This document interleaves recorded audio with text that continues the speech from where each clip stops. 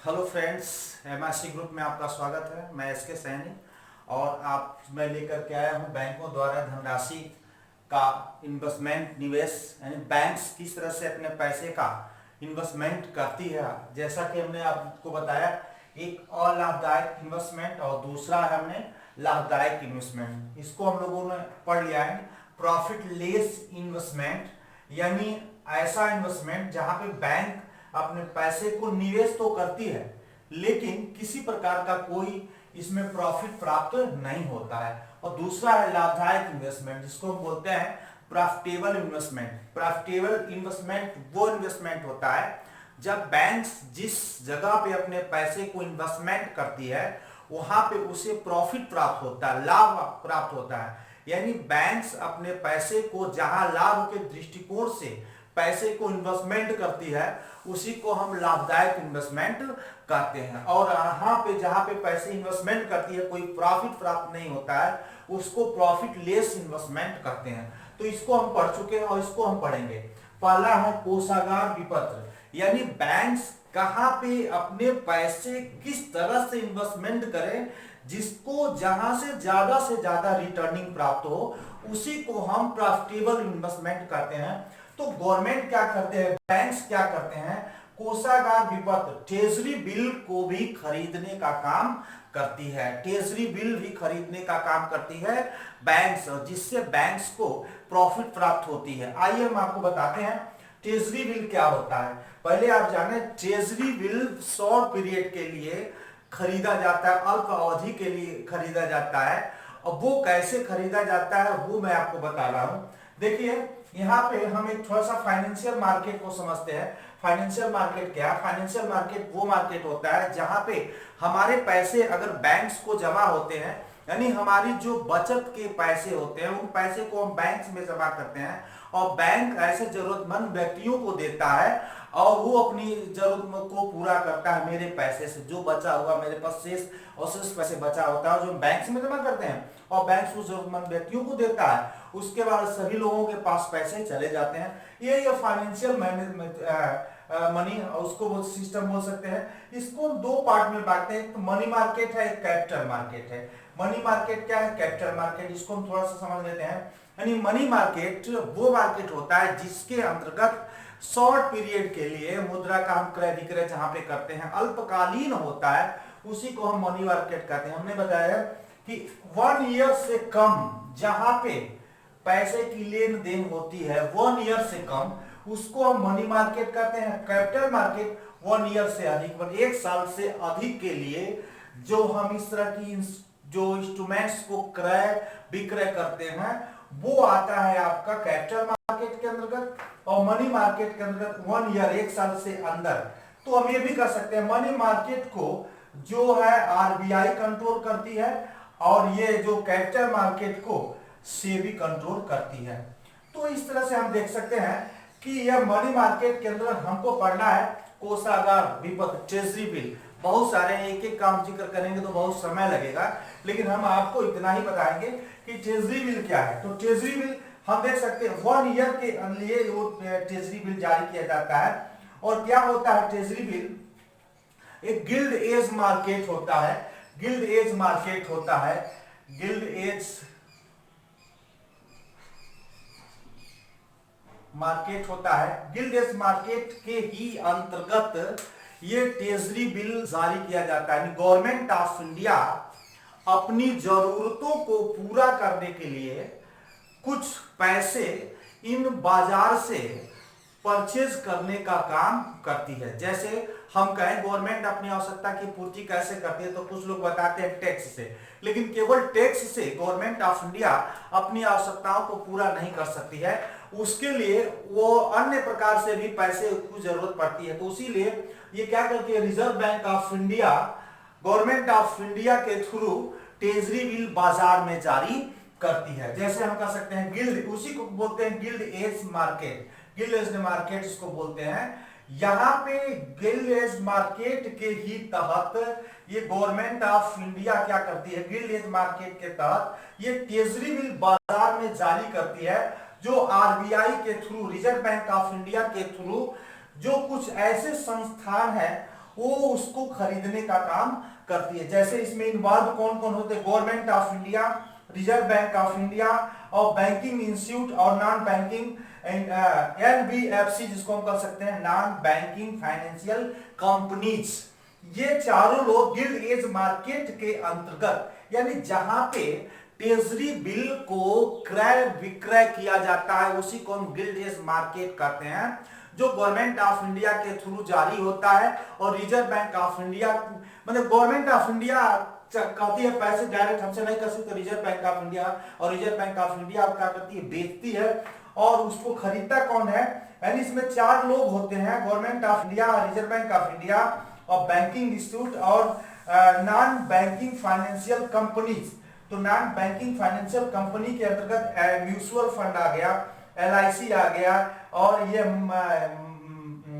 ये micro financial institute जिसको सूक्ष्म बैंकिंग संस्थान कहते हैं, जो छोटे छोटे ऋण को पूर्ति करने के लिए ऐसे संस्थानों की स्थापना की गई है। तो इस तरह से हम कह सकते हैं। अब एक चीज चलते हैं, अब ये ट्रेजरी बिल क्या होता है। ट्रेजरी बिल 4 टाइप्स का होता है। 14 दिन के लिए होता है, उसके अंतर्गत गवर्नमेंट ऑफ इंडिया 100 करोड़ की अगर आवश्यकता की पूर्ति करनी होती है तो 14 दिन के लिए 100 करोड़ वो बाजार में लॉन्च करती है। और ये फिर से 91 दिन के लिए होता है, 182 दिन के लिए होता है, 364 दिन। मैंने बताया कि 1 ईयर से कम, 1 साल से कम अवधि के लिए जो लिया गया ऋण वो आता है आपका ट्रेजरी बिल के अंतर्गत। तो 14 डेज, 91 डेज, 182 और 364 डेज के लिए लिया जाए। लेकिन एक चीज ध्यान है, ये फ्राइडे को बुक किया जाता है, ये भी फ्राइडे को बुक किया जाता है, ये वेडनेसडे को बुक किया जाता है, ये भी वेडनेसडे को बुक किया जाता है। और इसमें जो होता है 500 करोड़, यानी जो 364 डे के लिए होता है वो 500 करोड़ रुपए के लिए ये ट्रेजरी बिल जारी किया जाता है, जो इन संस्थानों के द्वारा उसको परचेज किया जाता है, जिसमें reserve bank of India mediator का काम करता है और आरबीआई उस पैसे लेकर के ये यहाँ पे दे देती है। और ये कैपिटल मार्केट के अंदर शेयर, बॉन्ड्स, डिवेंचर आदि बाजार में बेचा जाता है, जिसके अंतर्गत आम पब्लिक भी इसको खरीद सकता है, लेकिन इसको आम पब्लिक नहीं खरीद सकता है। इसमें मैंने बताया कि कौन कौन खरीद सकते हैं। तो इस तरह से ट्रेजरी बिल है। उसके बाद यह है सर्टिफिकेट डिपॉजिट होता है, कमर्शियल पेपर होता है जो मनी मार्केट के अंतर्गत आता है, और कैपिटल मार्केट में शेयर, बॉन्ड्स और डिवेंचर ये सब आते हैं। तो ये इसके सेबी इसको गवर्न करती है, इस पे अपना कंट्रोलिंग करती है। और इस पे रिजर्व बैंक ऑफ इंडिया ये 1 ईयर से अधिक, 1 साल से अधिक के लिए ये होता है, और 1 साल से कम के लिए होता है। हमको इतना पढ़ना है, ये बाकी का अगर हम एक एक का डिटेल करेंगे तो बहुत समय लगेगा। तो इस तरह से हमने देखा कि 14 दिन, 91 दिन, 182 दिन और 364 दिन के लिए जारी होता है, न्यूनतम 1 साल से कम अवधि के लिए। अब ये आपको बता दें कि ट्रेजरी बिल होता क्या है, इसको हम आपको समझाते हैं तो आप बड़ी क्लियर समझ जाएंगे। इसको मिटाते हैं, आप देख सकते हैं फाइनेंशियल मार्केट के अंतर्गत 2 आपने देखा, एक कैपिटल मार्केट और एक मनी मार्केट। मनी मार्केट को reserve bank of India govern करती है और कैपिटल मार्केट को सेबी गवर्न करती है। तो ये क्या होता है ट्रेजरी बिल, आपको मैं बता दूं। जैसे मान लीजिए 100 करोड़ रुपए का, ये 100 करोड़ रुपए का ये गवर्नमेंट ऑफ इंडिया आरबीआई के थ्रू बाजार में अगर इसे जारी करती है तो क्या होता है, इसमें बोली लगाई जाती है, ऑप्शन होता है, एक बोली लगाई जाती है कि यह 100 करोड़ का, कोई कहा कि मतलब अगर कोई बोला कि हम ये 90 करोड़ में, मतलब 90 लाख में हम 90 लाख देंगे, कोई कहा कि हम 92 लाख देंगे, कोई कहा हम 94 लाख देंगे, कोई कहा हम 97 लाख देंगे, यानी बोली लगती है।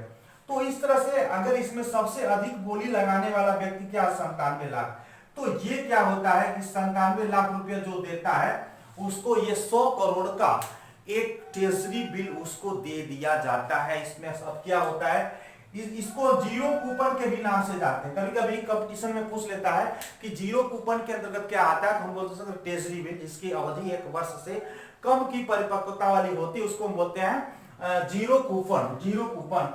एक मैंने उदाहरण बताया, तो 97 लाख जो दे देगा उसको ये 100 करोड़ का ट्रेजरी बिल उसको दे दिया जाएगा।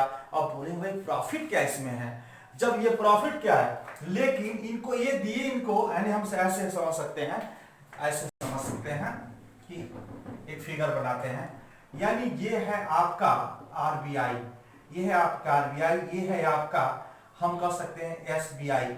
इन्होंने एसबीआई ने आरबीआई से एक 100 करोड़ का एक क्या खरीदा, ट्रेजरी बिल खरीदा। ट्रेजरी बिल खरीदा तो ये स्टेट बैंक ऑफ इंडिया ने बोली लगाया सबसे अधिक 97 लाख रुपया का, यानी 97 लाख, इससे ज्यादा कोई बोली नहीं लगाए। तो ये इनको 97 लाख रुपया कैश देंगे, किसको, आरबीआई को। एसबीआई 97 लाख, ये 97 लाख रुपया इनको देंगे और रिजर्व बैंक ऑफ इंडिया इनको ये 100 करोड़ का एक समझिए कि पेपर है उस पर लिख करके दे देगा, एक बिल बना करके दे देगा। और जब मेच्योरिटी पीरियड मतलब 91 दिन का हमने बताया, तो 91 दिन में अगर ये यहाँ पे जाते हैं, जो खरीदे हो 364 वाला खरीदे हो, 182 वाला खरीदे हो, 91 डे वाला, गवर्नमेंट ऑफ इंडिया अपनी जरूरत को हिसाब से वो बाजार में लॉन्च करती है कि अल्पकाल के लिए वो ऋण की पूर्ति करती है। तो ये जब ये 100 करोड़ का इनके पास ले जाएंगे तो रिजर्व बैंक ऑफ इंडिया इनको क्या करेगा, 100 करोड़ देगा, 100 करोड़ देगा। ये 97 लाख इन्होंने दिया था इनको, 3 लाख जो है इनको प्रॉफिट प्राप्त होगा, यानी जो उसमें जो डिफरेंस है वही प्रॉफिट है। जैसे मान लीजिए 100 रुपया का हमने खरीदा और हमने इसको दिया कितना, 97 रुपया। जब मैं इनको दूंगा अपना ये, तो ये रिजर्व बैंक ऑफ इंडिया हमको 100 रुपया वापस करेगी, यानी हमको 3 रुपया प्रॉफिट होगा। इसी को कहते हैं कोषागार विवरण, ट्रेजरी बिल जिसको कहते हैं। इसकी अवधि बहुत कम होती है, 14 दिन होती है, 91 दिन होती है, 182 दिन होता है और अधिकतम 364 डे का होता है। तो हमने देखा ये ट्रेजरी बिल क्या होता है। सरकारी प्रतिभूतियों को भी हम थोड़ा सा जान लेते हैं। गवर्नमेंट्स बॉन्ड ये भी रिजर्व बैंक ऑफ इंडिया के थ्रू गवर्नमेंट सरकारी प्रतिभूतियों को बेचा जाता है, जिसकी अवधि 1 साल से कम की होती है। 1 साल अधिक जो बॉन्ड्स होता है वो सेबी के थ्रू वो कैपिटल मार्केट के अंतर्गत आ जाता है। तो जो सरकारी प्रतिभूति गवर्नमेंट्स जो बॉन्ड्स होते हैं उसमें भी ये क्या होता है, इसमें ब्याज मिलता है। जैसे मान लीजिए ये सरकारी प्रतिभूति के अंतर्गत ये 1 वर्ष से अधिक के लिए अगर कोई बॉन्ड्स है गवर्नमेंट ऑफ इंडिया अगर 100 करोड़ रुपया का ये बॉन्ड्स बेचा, तो अगर ये एसबीआई ने इसको खरीद लिया, स्टेट बैंक ऑफ इंडिया ने खरीद लिया 100 करोड़ का बॉन्ड्स, तो इसमें क्या होता है, इसमें ब्याज होता है, इसमें ब्याज मिलता है। और ब्याज इस तरह से कूपन सिस्टम में मिलता है, कूपन सिस्टम मिलता है कि 100 करोड़ का आपको कितना ब्याज दिया जाएगा, इतने समय के लिए आप लेते हैं, तो 1 वर्ष के या 2 वर्ष के लिए, 5 वर्ष के लिए, जैसी गवर्नमेंट को जरूरत होती है।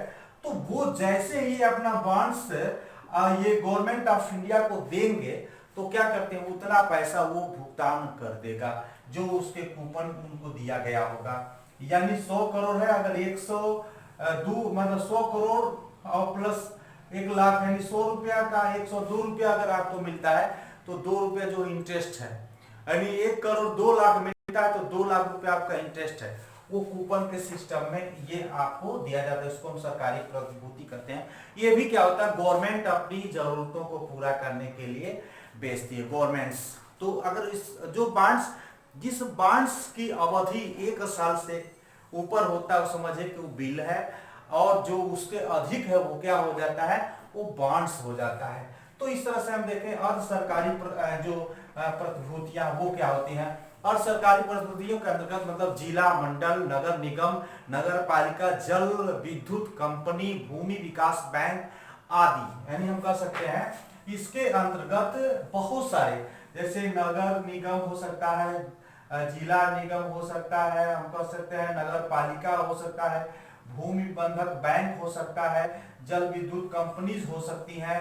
ये भी अपनी क्या करती हैं, सिक्योरिटीज पेपर जारी करती हैं बाजार में जनता के लिए, और उसको जनता खरीदती है और ये अपनी आवश्यकताओं की पूर्ति करते हैं निश्चित अवधि के लिए, और एक निश्चित अवधि के लिए वो उनको पैसा देती है। जैसे शेयर में क्या होता है, आपने देखा होगा, शेयर हम खरीदेंगे तो कंपनी घाटा जाएगी तो हमको नुकसान भी हो सकता है, लाभ जाएगी तो लाभ भी हो सकता है। लेकिन जो बॉन्ड्स है, ट्रेजरी बिल है, उसमें जो आपकी कंपनी घाटे में जाए या मुनाफे में जाए उससे हमसे कोई मतलब नहीं है, जो आपने वादा किया उसका आपको भुगतान करना पड़ेगा। तो इस तरह से हमने देखा कोषागार विपत्र के अंतर्गत सरकारी प्रतिभूतियां और सरकारी कुछ निजी कंपनियां भी अपने शेयर्स अपने मतलब प्रतिभूतियां जारी करती हैं। जैसे मान लीजिए प्रतिभूतियां क्या है, कंफ्यूजन हो गई। जैसे मान लीजिए रिजर्व बैंक ऑफ इंडिया ने 10 का नोट 500 का नोट जारी किया, उसमें लिख दिया 500, मैं धारक को 500 रुपए अदा करने का वचन देता हूँ। हो कर दिया नहीं देता हूँ तो क्या हो गया, वो पेपर का टुकड़ा हो गया। आपने देखा होगा 16 में एक नोटबंदी आई थी और गवर्नमेंट ऑफ इंडिया ने उसको लेने से इनकार कर दिया, वो कागज का टुकड़ा बन करके रह गया। तो उसी तरह से गवर्नमेंट जो सिक्योरिटीज पेपर जारी करती है, बिल जारी करती है, उसमें ऐसा नहीं कह सकती है कि हम ऐसा इनवैलिड करते हैं, हम इसको लेंगे नहीं। उसमें सिक्योर रहती है कि उसको आपको भुगतान करना ही करना होता है। शेयर बाजार में क्या होता है, कंपनी घाटे में जाती है, अगर पैसे डूब भी सकते हैं, लेकिन बॉन्ड्स और डिवेंचर और ट्रेजरी बिल आदि में जो वादा किया गया था आपको उसका भुगतान मिलता है, इसलिए ये सिक्योर होता है, वो बाकी वो अनसिक्योर होता है। इसलिए इतना ही आज, और नेक्स्ट वीडियो में हम देखेंगे ये इतना सारे को नेक्स्ट वीडियो में देखेंगे। और इसके लिए धन्यवाद।